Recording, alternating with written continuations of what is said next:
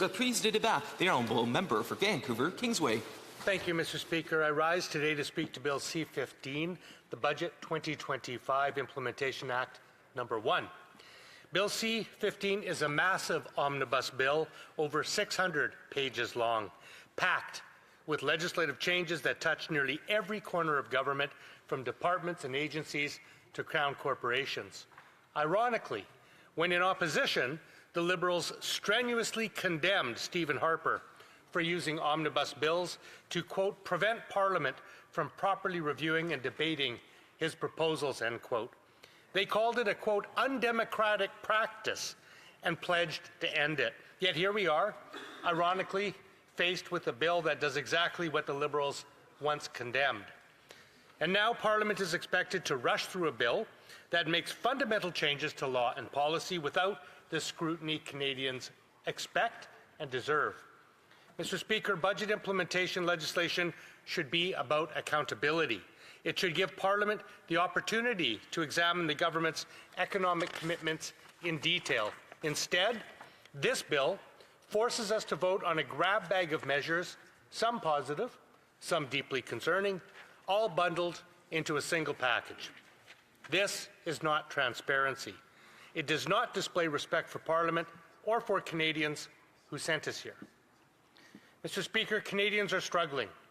Unemployment has climbed to its highest level in a decade, leaving young people desperate for work. Half of Canadians are living paycheck to paycheck. The cost of essentials, from groceries to rent, continues to rise. Our economy is teetering on the edge of recession, while U.S. President Donald Trump threatens further damage. And the Liberals promised Canadians, both during the last election campaign and over the last several months, that they would respond to these serious and entrenched problems. In fact, they promised transformational, generational change.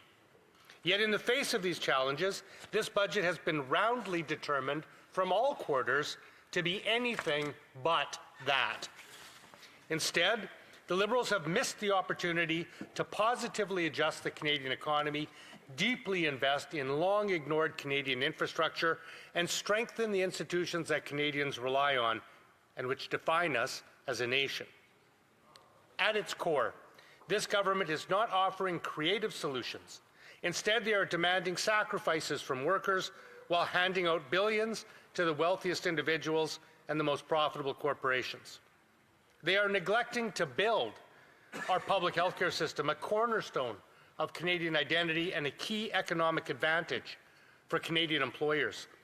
They are failing to tackle the housing crisis or ease the crushing cost of living with the immediacy and depth these crises call for. They are massively ramping up military spending to 5% of GDP over time, a greater portion than even the United States spends to maintain its global military empire.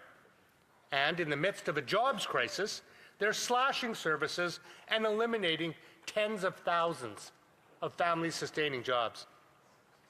Now, many of these represent a profound betrayal of the promises Liberals made to the Canadian people just months ago, an about-face to the progressive folks who placed their faith in this government at election time, and a surprising embracing of conservative policies.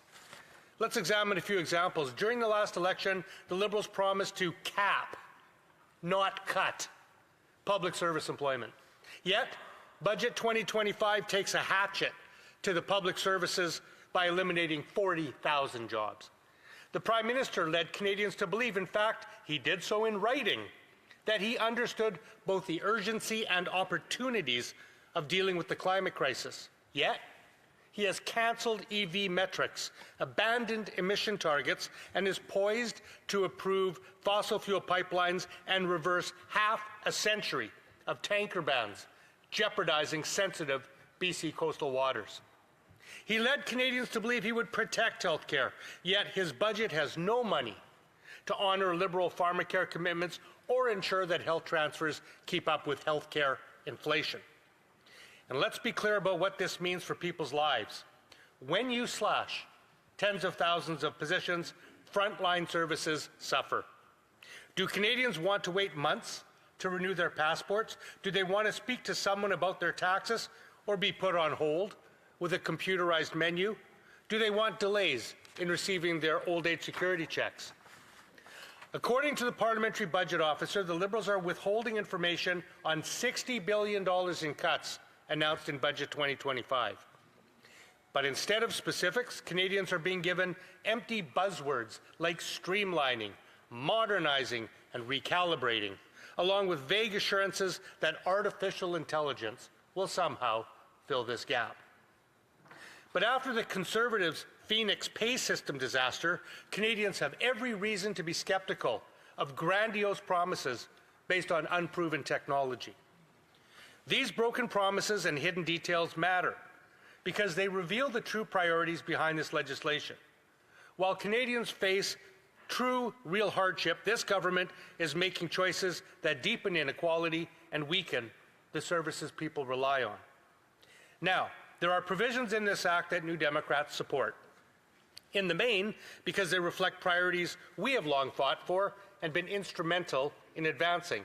These include a tax credit for personal support workers, high-speed rail between Quebec and Ontario, a permanent national school food program, a waste biomass tax credit to help our ailing forestry sector, improved information sharing to address worker misclassification and fraud. But, unfortunately, these are overshadowed by Liberal choices that take our country backward.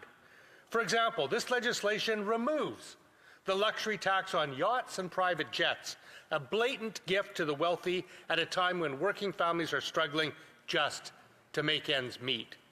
It repeals the digital services tax before it even got into play, a measure that would have ensured the biggest U.S. tech giants and billionaires on the planet, like Elon Musk and Mark Zuckerberg, pay their fair share. Instead, the Liberals are scrapping it at the behest of Donald Trump, just the latest in a long line of one-sided concessions to the U.S. that have delivered precisely nothing for Canada. And let's remember, during the last election, the Liberals promised to keep their elbows up, to stand firm and fight for Canadians.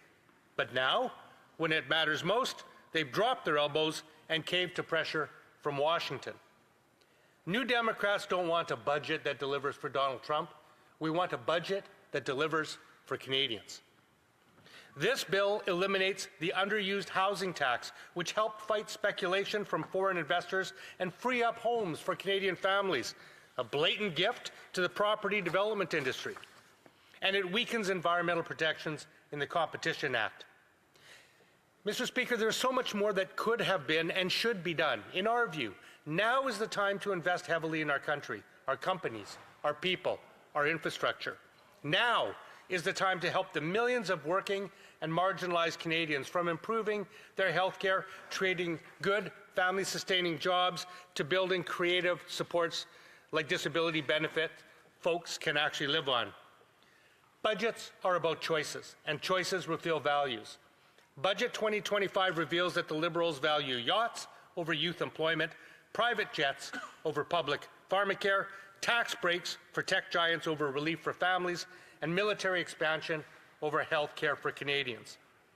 New Democrats believe in a better path. We seek a future where every family has an affordable place to call home, where our men and women in uniform have the tools they need, but so do our doctors, nurses, and teachers, where climate action meets the urgency of the moment, and fair taxation ensures that those at the top contribute their fair share, and we have the revenue to properly fund our government and the services it provides. It's a future where families can access quality childcare, seniors can retire with dignity, and everyone who wants a job can find one with fair pay and decent conditions. Where communities have reliable public transit, clean water, and healthy food. Where Indigenous peoples have justice, respect, and real reconciliation. And where universal pharmacare, dental care, and mental health services are there for Canadians when they need them. That's how we build a country where everyone can thrive, not just the privileged few. Mr. Speaker, Canadians sent us here to tackle the pressing challenges they face and improve their lives. Instead, this budget locks in choices that burden families and further enrich the wealthy. So New Democrats will oppose the measures in this legislation because this budget is about the country we want to build. Liberals have shown their priorities. New Democrats will show ours by putting working people first. Thank you, Mr. Speaker.